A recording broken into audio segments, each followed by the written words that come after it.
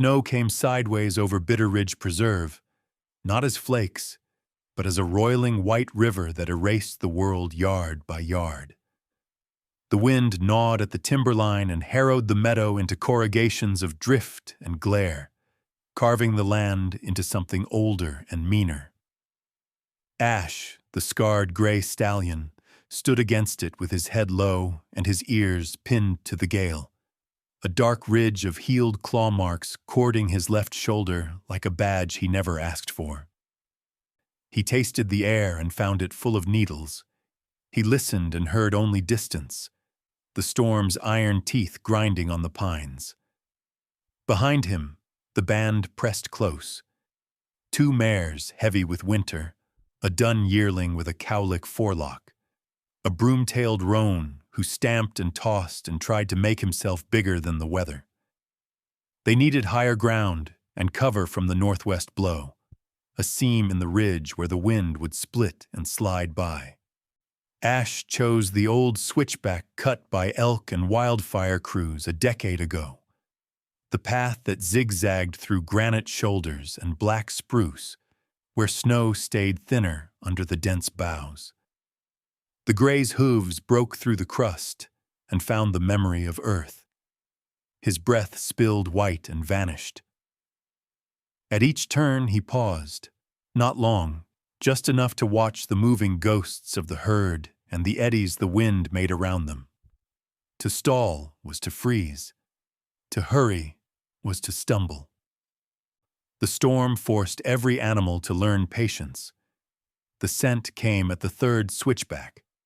It was wrong in a way the land itself flinched from. Faint through the lash of cold, human and metallic and singed, a bitter note like coin pressed to a burn. Ash felt it before he could name it, a prickle through his barrel that crawled along the scars and raised them. He lifted his head and the wind cut him. He tasted again. The mares snorted and crowded, pushing their muzzles into each other's shoulders, wide-eyed. The roan sidled until Ash's hip steadied him. The yearling was the first to flick an ear toward the pines above the cut, toward a shallow saddle where the trail should turn left. Something up there. Something still. The band moved as one when Ash stepped off the trail. The snow came deeper to the hocks between the spruce. Boughs dumped slabs of powder as they brushed through. Resin shivered in the air where a limb had recently torn.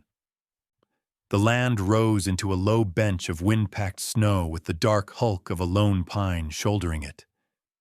The upper trunk iced over into a glazed helix.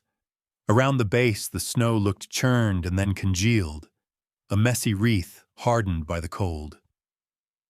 Ash's nostrils pinched. The metallic bite grew stronger. There was a man. At first he seemed to be only a deformation of the drift, a stain of darker snow and a tuft of something that might have been grass. Then the wind veered a few points, and the white peeled back, and the shape resolved. A parka hood crusted with rime, a gloved hand half out, fingers curled, an elbow angle holding nothing, a boot heel barely there.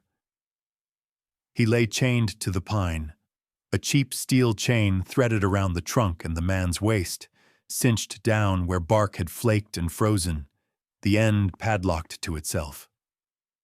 The cut link where a bolt cutter could have freed him was not there. Whoever had placed him had meant him to stay. Ash halted, every muscle set to spring. The man did not smell like a trap, except he did, except all the world in winter is a trap. He smelled of sweat turned sweet with cold, and of blood too small to see but bright on the air, a thread of iron. He did not smell of the gun oil that meant noise and fire. His breath, when it came small, as if someone were trying not to disturb a sleeping bird cupped in their hands. The storm tried to fill his mouth with snow. It hissed across his cheekbones and pooled in the hollows at his eyes. The herd bunched. The roan crowded close enough to press his shoulder to Ash's flank, and then was told, with a shift of hip and neck, to stand aside. Ash stepped a pace nearer. He tested the air again. He threw his head up when a branch cracked somewhere downslope, and the echo doubled on itself like a shot. The yearling flinched hard enough to splay. The mares trembled and settled because the gray stayed. Through that static, a second wrongness skated the edge of sense. Coyotes? The wind carried the spice of them, their threadbare, hungry belly musk. Not close. Watching. Ash circled, picking his way to the windward side of the pine. Snow feathered from the chain where it bit the bark. Ice had sheathed the links into a single frozen cable. The man lay with his face tipped to the trunk, as if listening to sap. His lashes were white. The parka was zipped wrong. An inch gap at the throat where snow had packed in and melted and packed again. His lips were the color of river stones pulled from shade. Frost rimed the cloth just above his mouth where breath had leaked. Ash remembered the stink of a metal corral, the bright snap of wire that threw him backward, the fist of a helicopter's shadow. The scars in his shoulder prickled again, the old mountain lion that had learned he'd made a mistake. This scent was not that. This was hurt and chance and something like plea, though the man said nothing. The gray lowered his head until his muzzle hovered over the frozen accents of a human face, and he breathed once, slow and thorough. The man's eyelids fluttered. His breath jumped and fell. The cold had tucked him under and was not ready to let go. Snow sharpened to sleet for a breath, and then went back to needles. The wind thickened. Night began to slide down the ridges like oil. Ash stepped back and turned his ribs to the gust, making a wall. The roan came with him. The mares watched the coyotes that were and were not there. The yearling drifted and was guided back by the gray's flattened ears and a quick sideways crop of the neck. The band arranged itself without thinking, a circle hearted by a tree and a small human heat that could not keep itself. They pressed close enough that shoulders brushed and heat pooled beneath their bellies. The air within the ring felt like reprieve. A gust slammed the bench, and a slab of snow calved from a higher spruce and crashed with a chesty thud. The yearling lurched and stepped wrong, breaking through into a pocket around a buried stump. He sank to the knee and went wild-eyed and fought the hold. The roan jacked his head in alarm. Ash cut across the circle, put his neck to the yearling's rump, and shoved. The yearling scrambled and found ground. The band breathed again. The gray trod back to his windward post. The wrong smells did not move. An hour or a decade passed. The storm was like that. The man's breaths remained small but present. Sometimes they paused long enough that the roan flicked an ear and stamped, and the mares lifted their heads, and then the tiny cloud would form again and disappear, and they would release. The chain chittered softly against the bark when the tree flexed. A spruce out on the meadow snapped off halfway up its trunk and fell with a muffled bomb. The coyotes sorted themselves into a line of smudges on the drift's edge and sat, their assessments broken by the wind until they were not even warnings. It was too cold for opportunism to become courage. Ash dozed without lowering his head, the stallion's way. Snow sifted into the ridge of his mane and made a new stallion of him, white on white with the suggestion of an older animal just beneath it. One that had seen lean winters and thinner moments. His ears worked constantly. When his thoughts tried to slide toward the long, black corridor of hunger, he made them stop. He turned them to hoof placement and breath and watching the gray light move. to the way the mare on his right kept shifting her weight to spare a tender limb, to the way the yearling's hind hock ticked when he began to drowse. Small, particular facts of surviving. A whir of movement came under the boughs and stilled every back.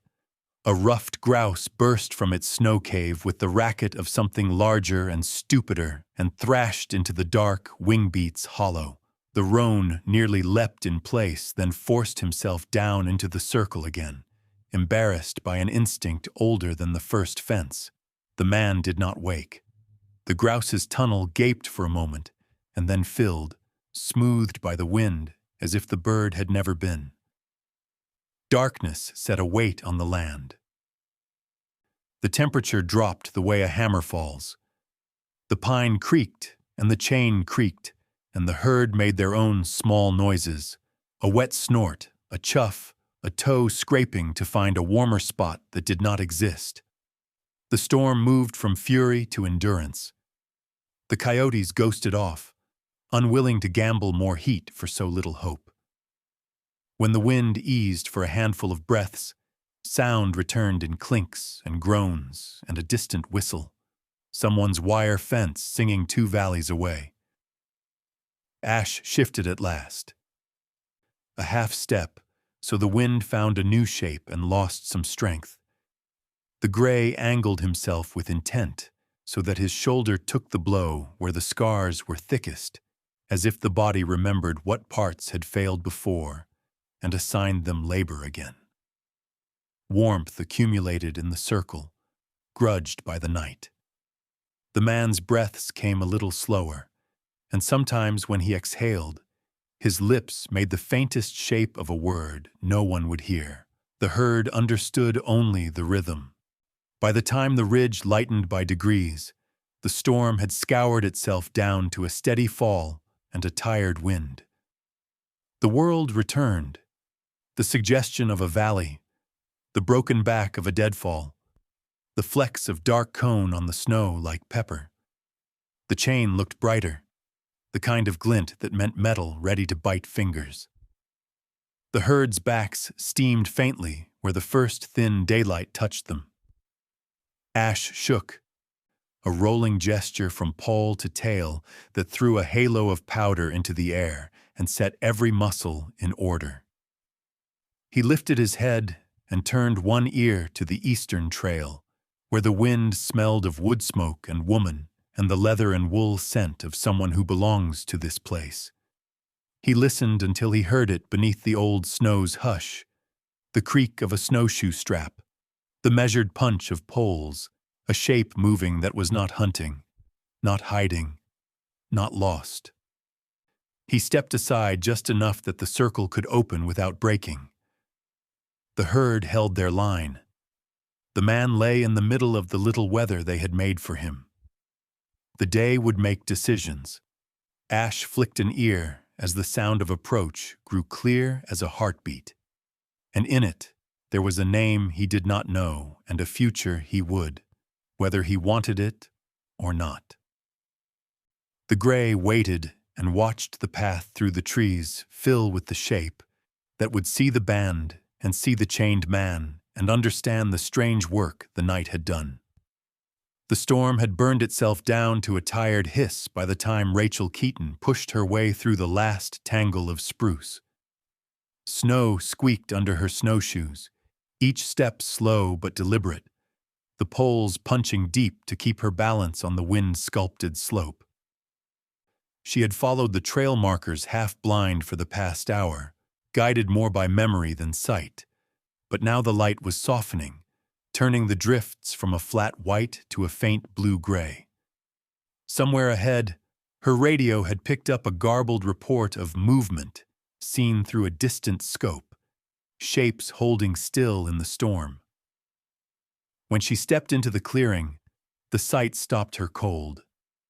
A tight circle of Mustangs stood flank to flank around the base of a tall pine. Their bodies angled against the lingering wind. Steam rose faintly from their backs, curling into the brittle air. In the center of that living barricade was a dark mound in the snow.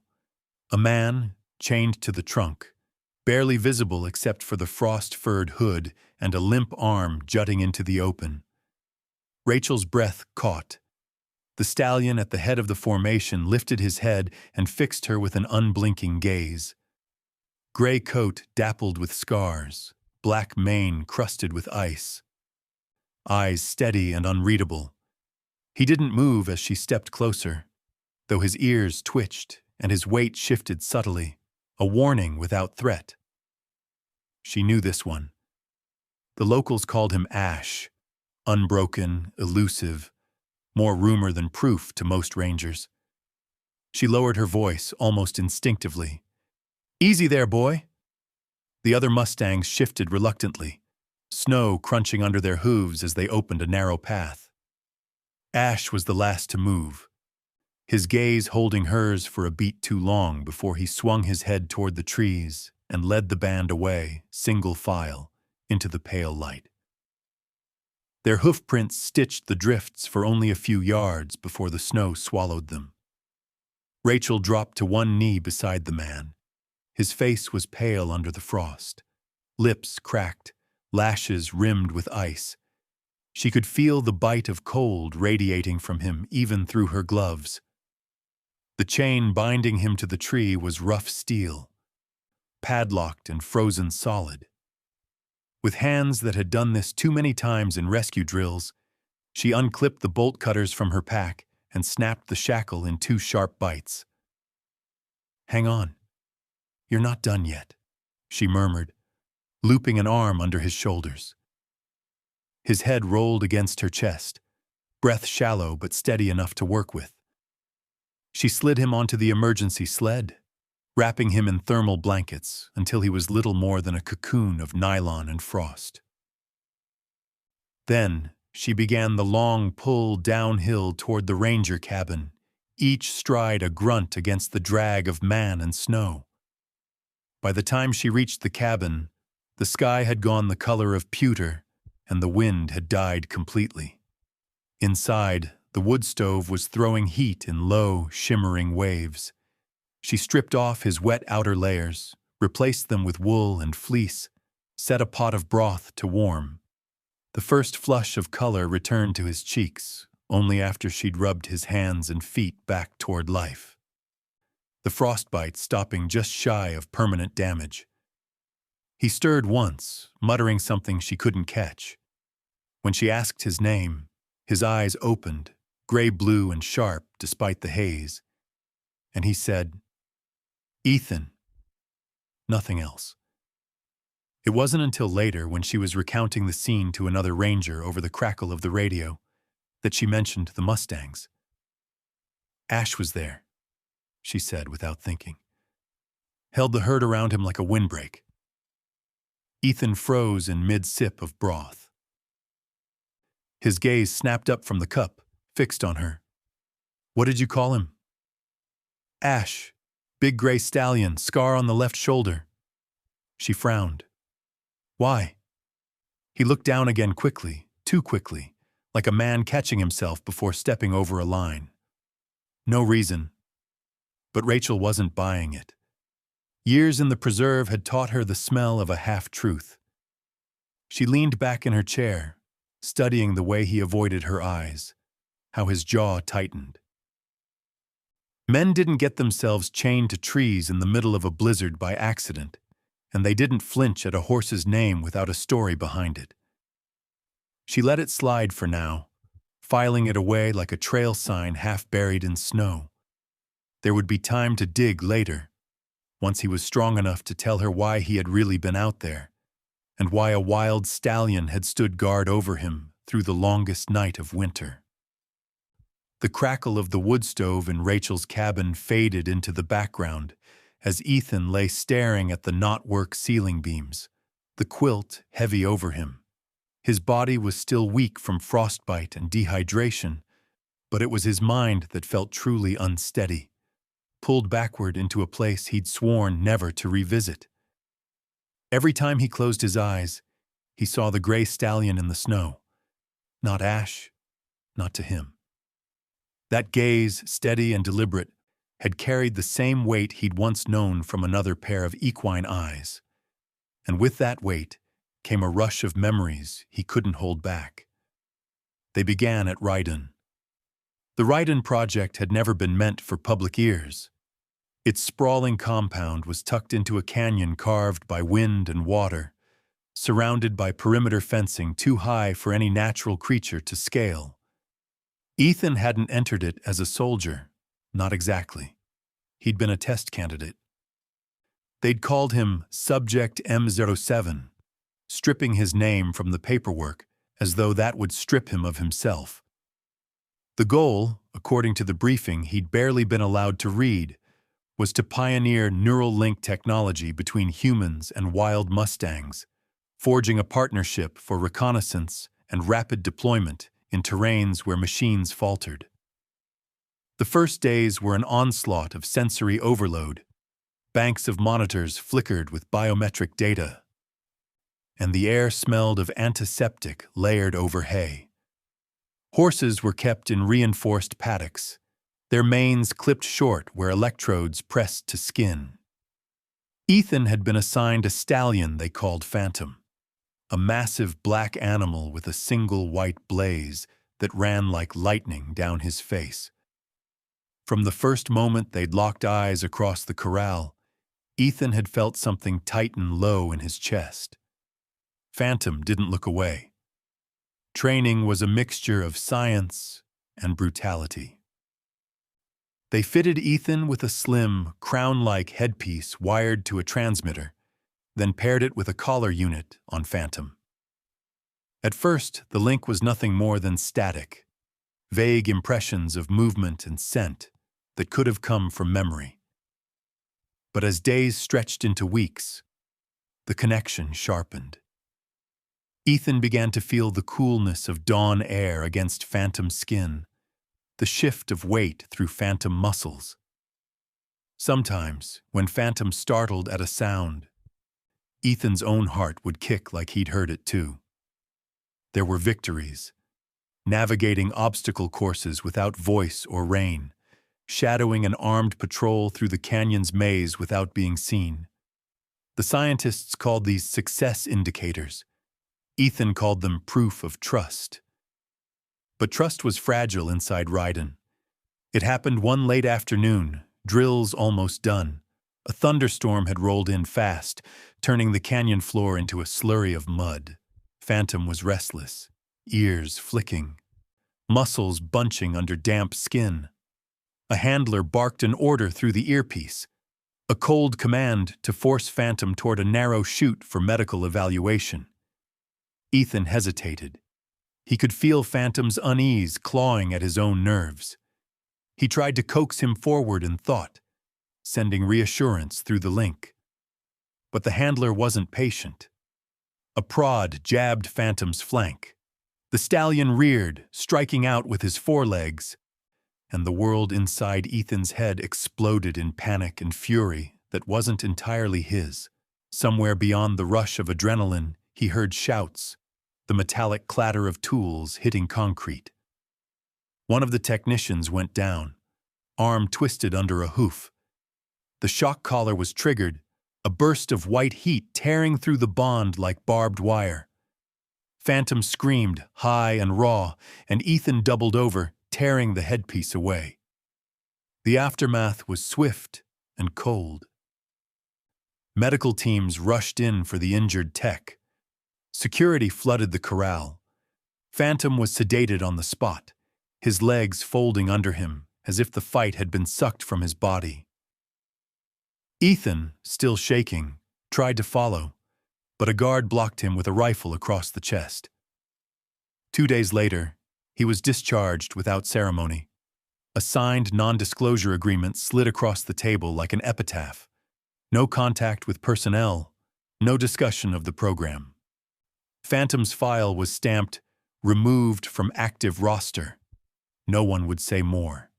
He'd convinced himself that meant one thing, that they had destroyed him, labeled the stallion too dangerous, too unmanageable for further use.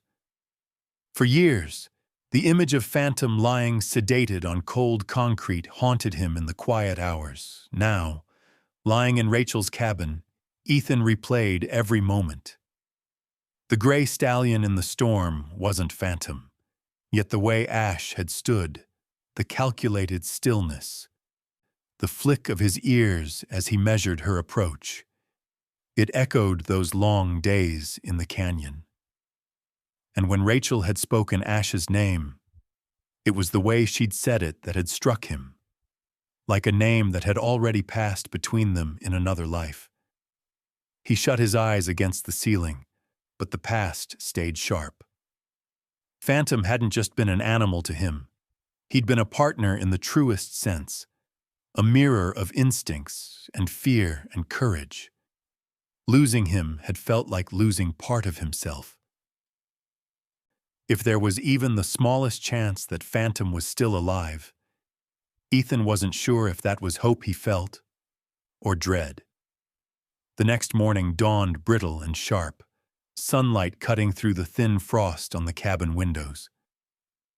Rachel stood at the small counter, pouring coffee into 2 tin mugs, while Ethan sat at the table, shoulders hunched, watching steam curl from the dark surface of his drink. His hands were steady enough now, but there was a tension in him, like he was waiting for something to drop. Rachel slid a folded printout across the table. "Came in from one of our volunteer trackers early this morning," she said. "About 10 miles north of here near the northern ridge. Big stallion. Black coat. White blaze on the face. Left deep tracks headed toward the timberline." Ethan's fingers froze on the mug, his gaze locked on the words before he even finished reading them. He didn't speak right away. The silence stretched, the tick of the old wall clock filling the space. "That's him," he said finally, voice low, like he was talking to himself. Rachel frowned. "You know this horse?" Ethan looked up, and for a split second his eyes held the weight of something unspoken. Recognition, memory, and something darker. But it was gone before she could pin it down. "I need to see him," he said. "I need to know." "You're in no shape for that kind of trek," she replied, setting her mug down harder than she meant to. "The weather's still shifting, and the ridge isn't forgiving. Whatever this is, you can wait until we have a proper plan." "I can't." The words came fast, tight. "You don't understand.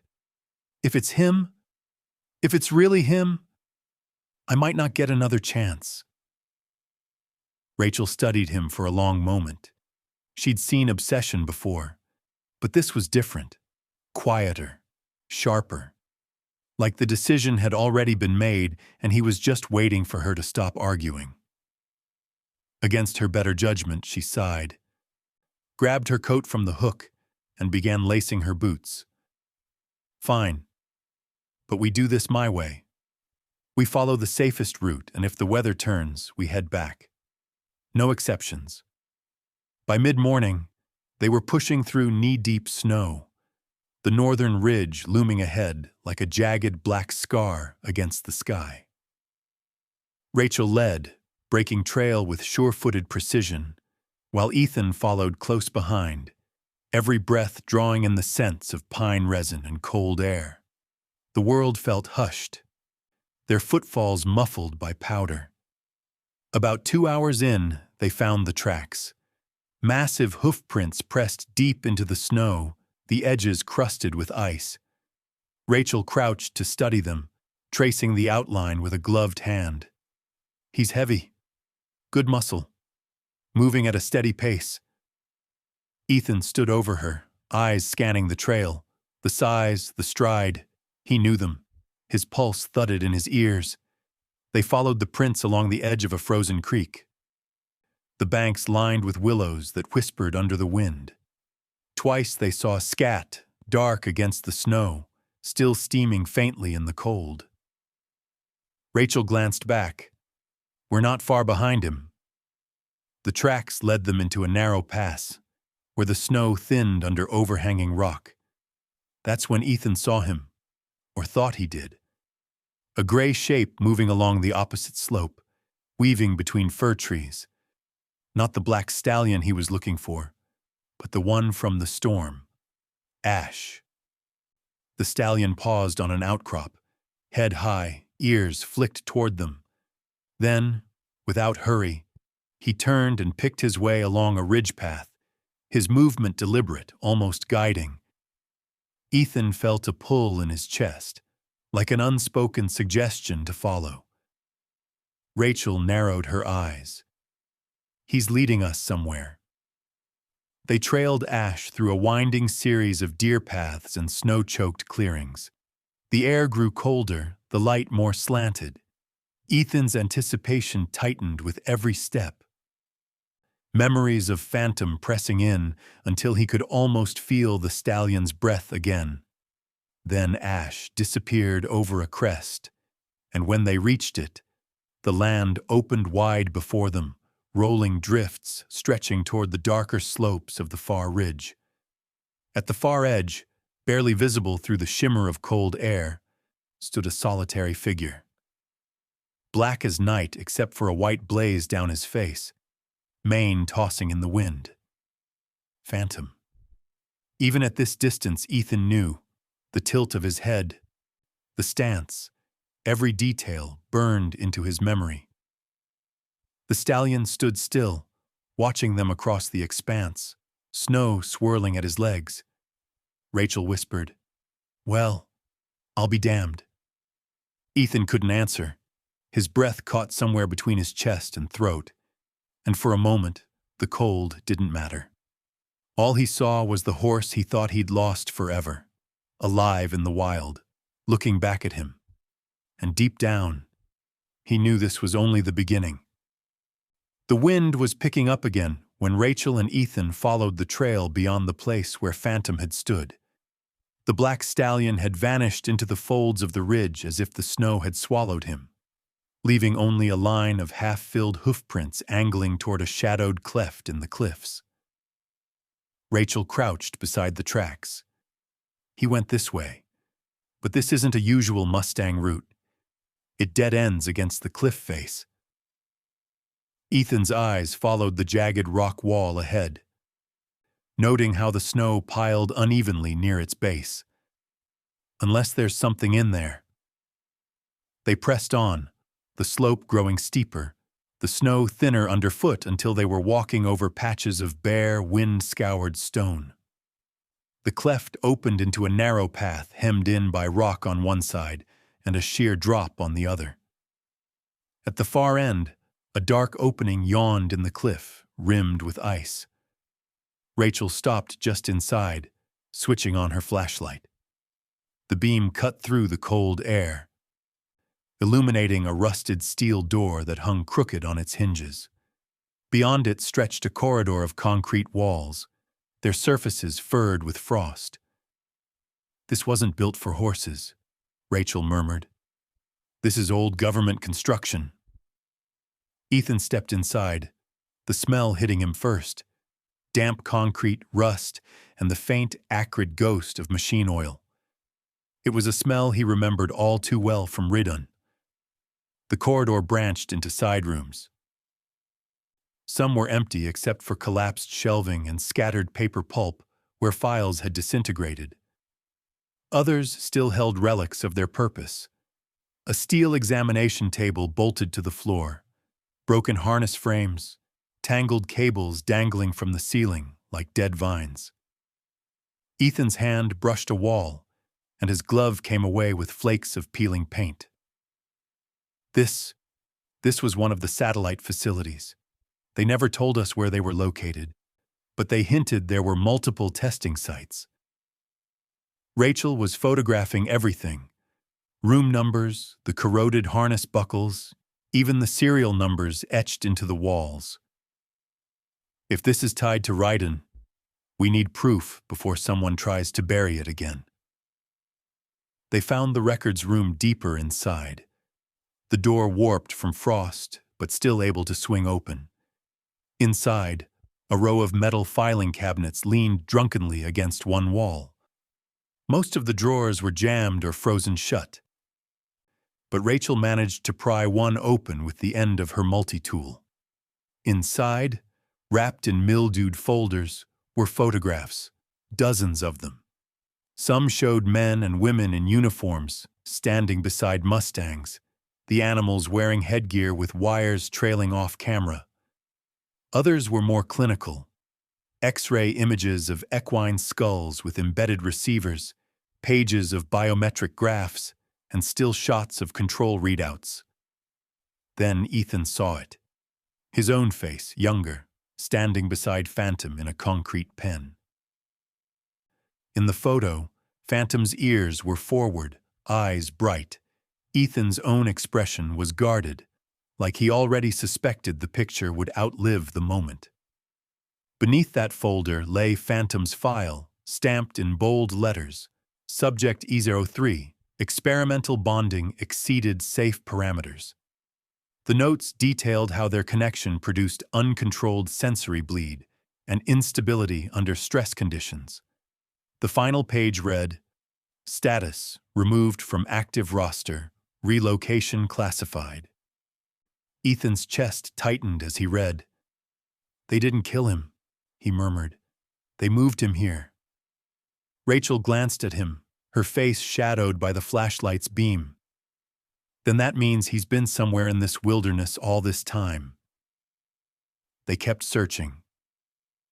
In a locked drawer Rachel managed to force open, they found personnel logs listing both human and horse subjects. Many were marked "deceased" in thick red ink. Ethan scanned down the list, noting how many names he recognized. Handlers, techs, even other bonded pairs. The mortality rate was higher than he'd imagined. "This is enough to expose them," Rachel said, snapping more photos. "But it's not enough to stop whoever's still out there. We need to know what they were doing here at the end." In the deepest part of the bunker, past a collapsed section of ceiling where ice dripped steadily into a shallow pool, they found a storage bay. Wooden crates lay splintered, their contents scattered. More harness units, small electronic devices sealed in plastic, and syringes capped, but long since frozen. Ethan stood in the center of the mess, listening to the faint whistle of wind seeping through unseen cracks. "Phantom brought us here," he said quietly, almost certain. "Or Ash did. Either way, they wanted us to see this." Rachel looked at him sharply. "You think the horses understand the importance of this place?" "I think they understand more than Ridun ever gave them credit for." They retraced their steps back to the mouth of the bunker, the weight of what they'd found pressing heavier than the cold. Outside, the wind had shifted again, bringing with it the faint echo of hoofbeats across the snow. Both of them turned toward the sound, but the ridge beyond was empty. Still, Ethan couldn't shake the feeling they were being watched, guided, even, towards something far larger than an abandoned facility. The sky had turned the color of forged steel by the time they left the bunker, the light sinking faster than either of them liked. Rachel moved ahead, scanning the ridgeline for the safest descent, but Ethan lingered at the mouth of the cliff path, eyes sweeping the white expanse below. The faint hoofbeats he'd heard earlier still echoed in his mind, impossible to place yet impossible to ignore. They made it halfway down the slope before Rachel stopped abruptly, raising a hand. "Ethan," she said, her voice barely above the wind. "Look up there." Across the valley, on the spine of a ridge dusted in snow, stood a black figure against the fading light. Phantom. Even at a distance, the stallion's presence was unmistakable. The sheer bulk of his frame, the long mane whipped into strands by the wind, and that white blaze down his face, sharp as a blade's edge. He didn't move right away, just stood with the kind of stillness that commanded the space around him. Ethan's breath caught in his throat. His legs moved on their own, carrying him a few steps forward before Rachel's voice cut through the haze. "Careful, don't spook him." But Phantom wasn't spooked. Slowly, deliberately, he began to walk along the ridge, each hoof placement as sure as if he'd mapped the land himself. Then, as Ethan and Rachel watched, another shape emerged from the spruce to join him. A gray stallion with a scar running along his left shoulder. Ash. The two stallions met halfway along the ridge. Phantom reached his neck forward, touching his muzzle to Ash's shoulder in a slow, deliberate press. It wasn't aggression. It was something older, ritual-like, as if they were exchanging a story without words. Snow swirled around them, catching in their manes. Ethan felt it before he could rationalize it. The faint, ghost-like pulse of the neural link he'd once shared with Phantom. It came as a wash of impressions.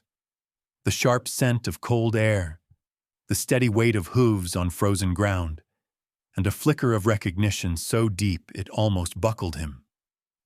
Phantom lifted his head, ears turning toward Ethan. For the briefest moment, their eyes locked across the distance, and the old connection flared, muted but alive. Ethan's chest tightened. He wanted to move, to call out, but some instinct told him not to break whatever was happening. Ash shifted slightly, placing himself just ahead of Phantom, as if shielding him. The gesture wasn't hostile. It was protective, almost brotherly. Rachel whispered, "It's like they know each other's battles." Ethan could barely hear her. The link hummed in his head like an old wire sparking to life, flooding him with fragments of memory. The feel of Phantom's muscles gathering before a run. The thrill of moving as one. The jolt of shared adrenaline during a chase. And then, just as quickly, it faded. Phantom turned, his black tail flicking once in the wind, and began to walk away into the white haze. Ash followed a few paces behind, his gray coat blending into the snowy slope until they were little more than shifting shadows. "Wait!" The word was out before Ethan could stop it, his voice echoing against the ridge. Phantom paused for a heartbeat but didn't look back. A gust of wind swept through, and when it cleared, both stallions were gone. Rachel came to stand beside him, her expression unreadable. "You felt something," she said, not as a question but as a statement. Ethan nodded slowly. "Yeah, and I don't think it's gone. Not completely." They stood there a while longer, scanning the slopes, but the only movement came from wind teasing through the spruce. The world seemed to have closed over the moment, leaving only the hoofprints in the snow. Two sets, side by side, leading deeper into the wilderness. Rachel glanced at the trail. "If we follow now, we'll lose daylight and risk getting caught out here overnight. And we both know this ridge is a death trap after dark." Ethan clenched his jaw but didn't argue. "Then we come back. First thing." As they made their way down toward the valley, Ethan kept looking over his shoulder, half expecting to see Phantom appear again. But the ridge stayed empty, and the strange, lingering warmth of that brief reconnection was all he had to hold on to. He knew now that Phantom was alive. He also knew the stallion was choosing his distance, and that whatever was pulling them back together wasn't finished yet. The first sign of trouble came in the form of a black SUV crawling up the narrow road to the ranger station 2 days later. Rachel spotted it from the cabin window while pouring herself coffee. The vehicle's glossy surface reflected the pale winter sun, out of place against the rough trucks and snow-dusted ATVs parked nearby. Ethan was by the stove, tightening the laces on his boots. You expecting anyone? Rachel's mouth thinned. Not the type that drives something like that. The SUV rolled to a stop, and the man who stepped out looked like he'd walked straight out of a federal recruitment poster. Tall, clean-shaven, wearing a charcoal overcoat over a suit that didn't know what snow was. His polished shoes crunched awkwardly against the ice as he approached. A man used to carpeted hallways and boardrooms, not frozen dirt. Rachel met him at the door before he could knock. "Can I help you?" "Grant Sloan," he said, flashing a badge so quickly it was impossible to get a good look. "I'm with a government oversight division. I'll be assuming jurisdiction over anything connected to the Ridun Project." Ethan, hearing the name, stiffened where he stood. Rachel kept her tone flat. "This is a wildlife preserve. Unless you've got a warrant, you're not assuming anything." Sloan's smile didn't reach his eyes. "I'm here to make sure certain assets are accounted for.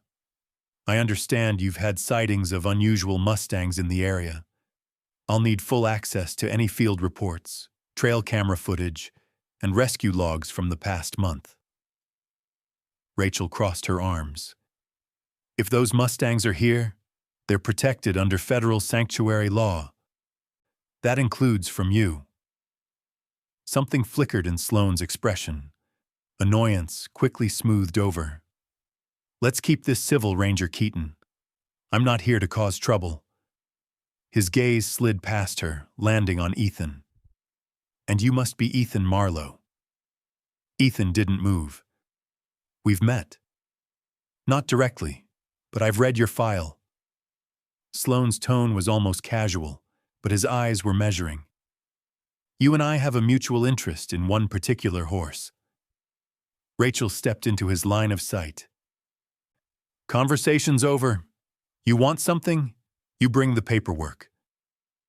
Sloan gave a slow nod, as if conceding for now. "I'll be in town for a few days. We'll talk again." He turned back to the SUV, the crunch of his shoes fading until the engine growled and carried him down the road. When Rachel closed the door, Ethan let out a breath. "That's not a man who gives up." "No," she agreed, "which means he's going to keep circling until he finds what he's after." That night, the next shadow came. Ethan had gone into the small town nearby to restock supplies, moving through the dim aisles of the general store. He was standing in front of the coffee display when a voice behind him said, "You really did survive the storm." He turned. A woman in her late 40s stood there, bundled in a long coat, snow melting in her hair. Sharp eyes, confident stance. She carried herself like someone who'd been in command of things before. "Do I know you?" he asked. "Harper Lane," she said, extending a gloved hand. "I was lead scientist on the behavioral side of Ridun's neural link program. I oversaw your pairing with Phantom." Ethan didn't take her hand. "You'll forgive me if I'm not happy to see you." She smiled faintly, as if she'd expected that. "I'm not with them anymore. Ridun is finished, or at least the version you knew. I left when it became clear they cared more about control than connection." Her eyes sharpened. "But I can help you restore what you had with Phantom." Permanently. He felt his shoulders tense. "Why would you do that?" "Because I spent years watching bonds like yours get destroyed in the name of safety. I want to prove it can work. On your terms, not theirs. But I'll need your cooperation." Ethan shook his head. "You mean you'll need Phantom back in a pen, hooked up to your equipment? Not happening." Her jaw tightened, but her voice stayed even. "Think about it, Ethan. The bond you had is rare. If you walk away now, you'll lose him again." She reached into her pocket and handed him a card with nothing but a phone number. "When you change your mind, call me." He left the store without looking back, but the weight of the card in his pocket felt like a stone. Back at the cabin, he told Rachel everything. She listened, pacing, her boots tapping the floor. Sloane's here to take Phantom. Lane's here to convince you to give him up willingly. Different methods. Same goal. Ethan stared at the fire. They won't stop. Rachel stopped pacing. Then we make sure they fail.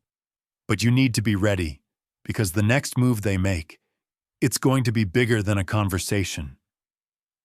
Outside, the wind picked up, rattling the cabin's eaves. Somewhere in the distance, a lone, echoing whinny cut through the night air, and Ethan knew the game had just changed. The storm had passed in the night, leaving a brittle calm over Bitter Ridge. Snow glittered like shards of glass under the morning sun, the kind of deceptive brightness that could hide trouble beneath its sheen. Rachel was up early, tending to the wood stove, when Ethan came in from checking the paddock near the cabin. His face was pale, jaw set. "He's here," Ethan said quietly. Rachel straightened. "Phantom?" Ethan nodded. "Slipped in during the night. He's down by the old boundary fence, just inside sanctuary lines." By the time they reached the spot, Phantom was standing half in shadow beneath a copse of bare aspens. He was still as carved obsidian, his breath curling in the cold air, but his ears were flicking, alert to something beyond them.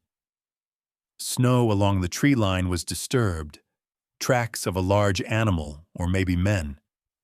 Rachel scanned the area. "Why now? Why here?" Ethan didn't answer, but his gut told him Phantom wasn't hiding. He was drawing them towards something. The stallion moved off at a steady trot, heading not for open ground, but deeper into the hills. They followed on foot, moving as quickly as the drifts allowed.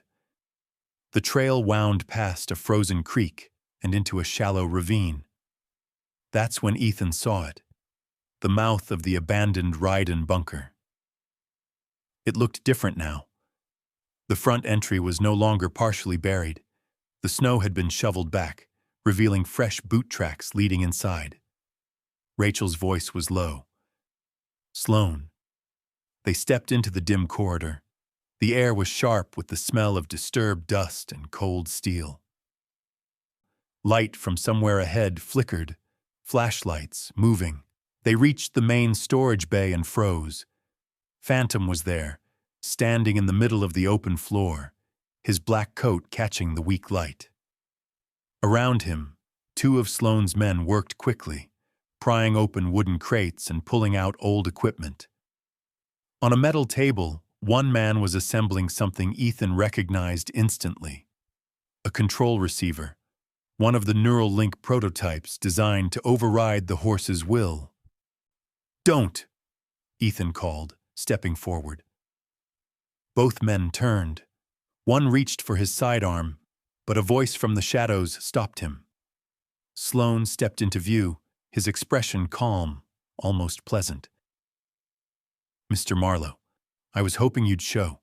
We're just reclaiming what belongs to the program." "Phantom's not yours," Ethan said, moving closer to the stallion. "And he's not going back into a cage." Sloane gestured toward the device on the table. "This isn't a cage.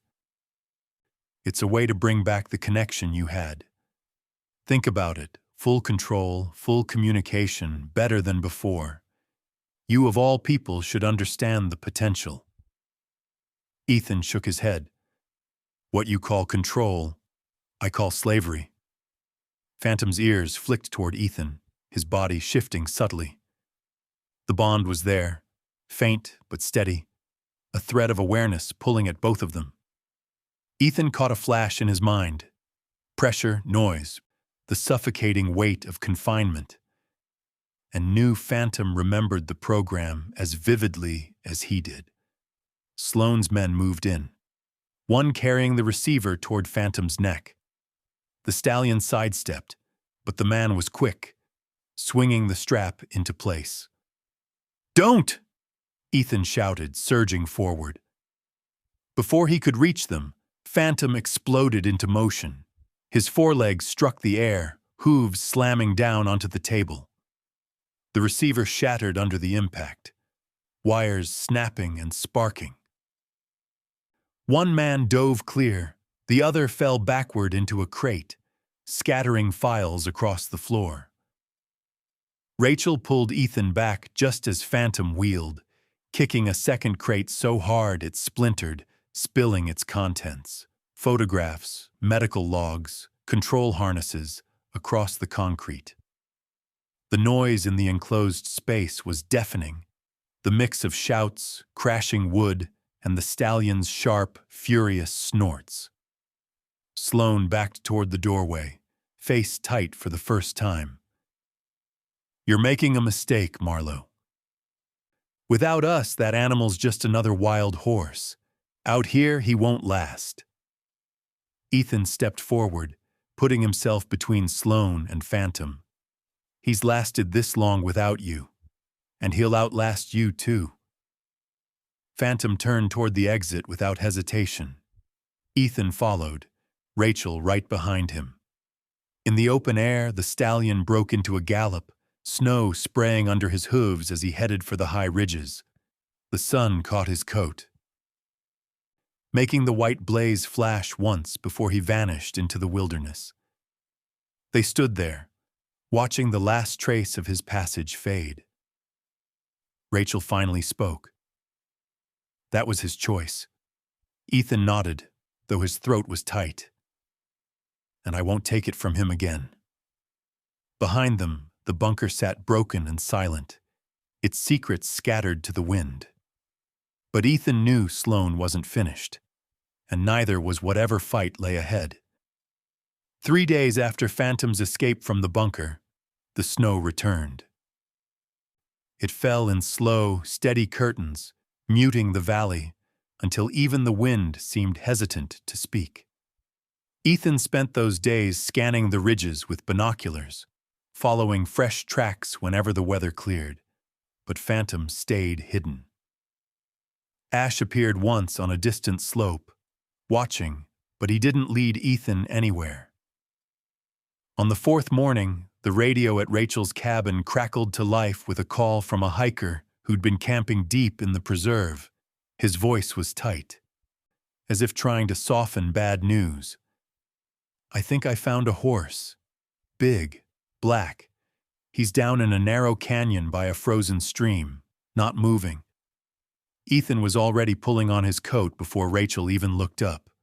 They packed ropes, shovels, and blankets, then took the snowmobiles as far as the terrain allowed before switching to snowshoes. The canyon was a long, white gash between 2 jagged walls, the snow unbroken except for the hiker's narrow trail. When Ethan saw him, the world seemed to contract to a single point. Phantom lay on his side beside the frozen stream, head resting on the snow as if in sleep. His coat was dusted with frost, the white blaze stark against the black. His legs were folded neatly under him, no sign of a struggle, no blood, just stillness. Ethan dropped to his knees beside him. The cold had taken the body, but the face, those familiar lines of jaw and muzzle, looked peaceful. He rested a hand against the stallion's neck, half expecting to feel that faint hum of connection again, but there was nothing. Rachel stood a few paces back, giving him the space. "Looks like he came here on his own," she said softly. "No sign anyone followed him in." Ethan swallowed against the tightness in his throat. He chose his ground. They worked in silence, clearing a space in the snow under the shelter of a leaning pine. Ethan used the short-handled spade to dig, the cold air burning his lungs. When the hollow was deep enough, he and Rachel eased Phantom into it, covering him with snow until only the shape remained, a mound marked by a single circle of hoofprints around it. Ethan left no stone or sign, only the trail of his own footprints leading away. Back at the cabin, the grief settled into something sharper. Phantom's death had stripped away the last excuse for silence. Ethan knew what Ridun had done, what they had tried to do again, and now there was nothing left to lose. Rachel didn't try to stop him when he packed the files and photographs they'd taken from the bunker. "If you're going to do this," she said, "you do it loud enough they can't bury it." 2 weeks later, Ethan sat at a long table in a room lined with cameras and microphones. It was the congressional hearing room in D.C., the air heavy with the hum of reporters and aides. He'd already given the committee his statement, detailing the experiments, the forced neural bonds, the casualties, both human and animal. He'd named names, including Sloan's, and described the abandoned facility in the cliffs. Now, as the session adjourned, a staffer helped him set up a live feed. Millions were watching online. He told the story again, not for the committee, but for anyone who had ever wondered how far a government program would go in the name of control.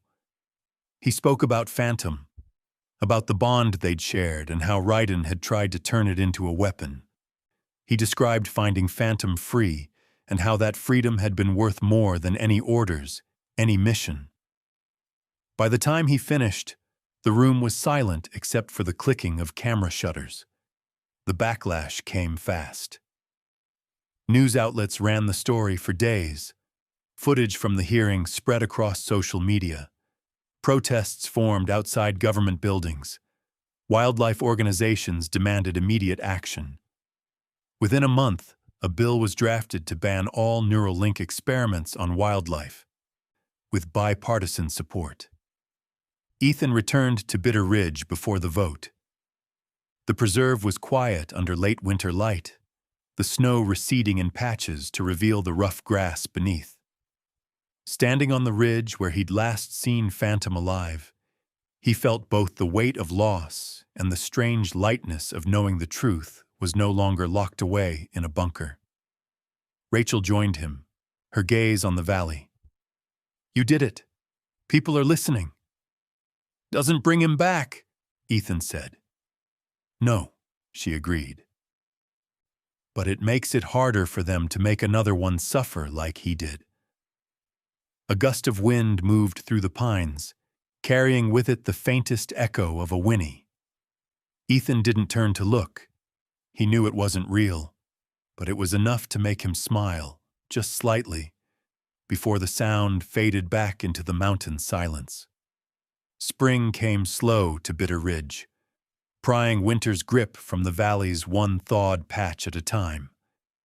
By mid-April, the lower meadows were streaked with green, and meltwater braided its way down from the high ridges.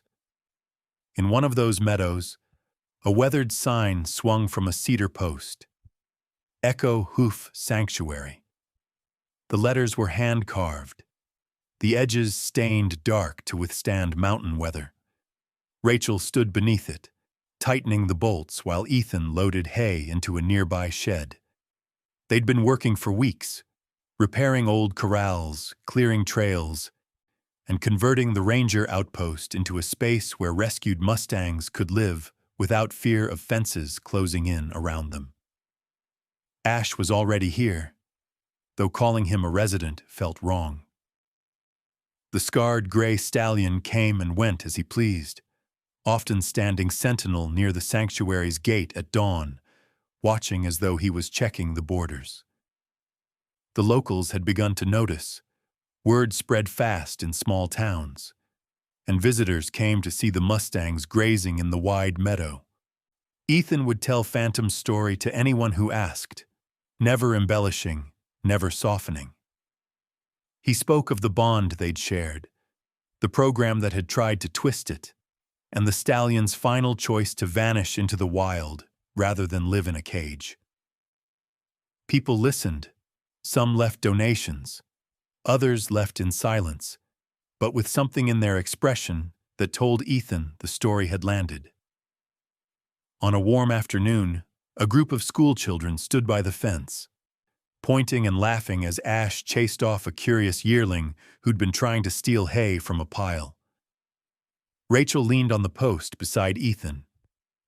"You ever think Phantom would have liked it here?" she asked. Ethan took a long breath, watching Ash lift his head toward the ridge as if hearing something they couldn't. "I think he would have hated the fence," he said, smiling faintly, "but he'd have liked the space and the company."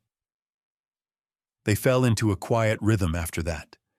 Mornings spent tending to the herd, afternoons repairing trail markers, evenings sharing coffee while the sun bled out over the ridges. It felt, for the first time in a long while, like a kind of peace. That peace cracked one night in early May. Ethan had been making his last round before bed, walking the fence line with a flashlight. He was halfway along the north side when a faint, mechanical whine caught his ear. He killed the light and crouched, listening. The sound came again, paired with the quiet click of a camera shutter. Moving low, he followed the noise toward the tree line. The beam of his flashlight snapped on in time to catch a figure half hidden behind a spruce, raising a telephoto lens toward the herd. A small transmitter sat on the ground beside them, its indicator light pulsing. "Step away from that," Ethan said, voice low but hard. The figure, a young woman in a volunteer's jacket, froze. Her eyes darted from Ethan to the transmitter, then back. "It's not what it looks like. It looks like you're photographing the herd and sending the images somewhere in real time," Ethan said, moving closer. "Who's on the other end?" She hesitated just long enough to confirm what he already knew. This wasn't random. Rachel arrived at a jog, having heard his shout.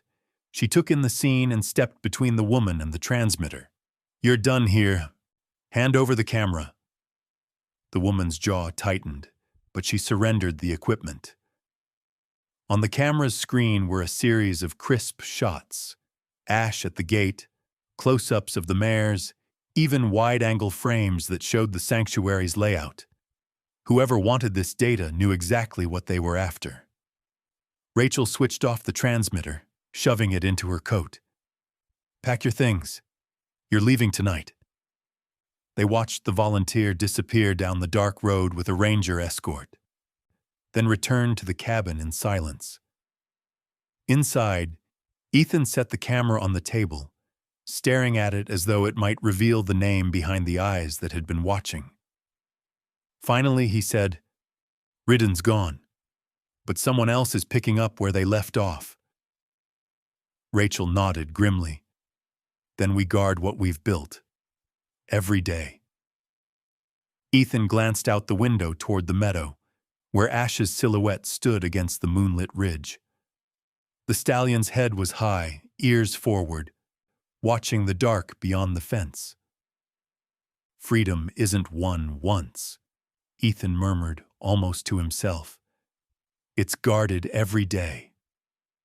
And in that moment, with the cold mountain wind slipping under the door and the shadow of the ridge looming long, he knew this was not the end of the fight. Only the end of one chapter.